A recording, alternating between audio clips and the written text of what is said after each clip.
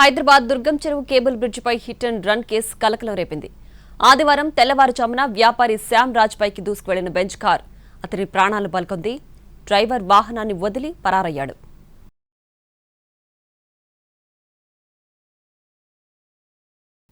హైదరాబాద్లోని దుర్గం చెరువు కేబుల్ బ్రిడ్జిపై ఘోర ప్రమాదం జరిగింది. ఆదివారం తెల్లవారుజామున 3:15 సమయంలో శ్యామ్ రాజ్ టూ వీలర్ ఆపి పక్కనే నిలబడ్డాడు. అదే సమయంలో మితిమీరిన వేగంతో అదుపు తప్పిన బెంజ్ కార్ శ్యామ్ రాజ్ పైకి దూసుకెళ్లింది. ఈ ఘటనలో తీవ్రంగా గాయపడిన శ్యామ్ రాజ్ ఆసుపత్రిలో చికిత్స పొందుతూ మృతి చెందాడు. గోసా శ్యామ్ రాజ్ న్యూ హవీస్పేటలోని ఆదిత్యనగర్లో నివాసం ఉంటున్నారు. ఆదివారం తెల్లవారుజామున టూ వీలర్తో తీగల వంతెన దగ్గరకొచ్చారు శ్యామ్ రాజ్.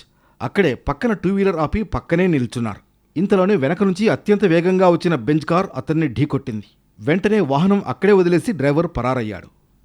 గతంలో కూడా ఈ కేబుల్ బ్రిడ్జిపై ఫోటోలు దిగుతూ ప్రమాదాలకు గురైన సంఘటనలు జరిగాయి. పోలీసులు గస్తీ పెంచినప్పటికీ ఇలాంటి ప్రమాదాలు పునరావృతమవుతూనే ఉన్నాయి.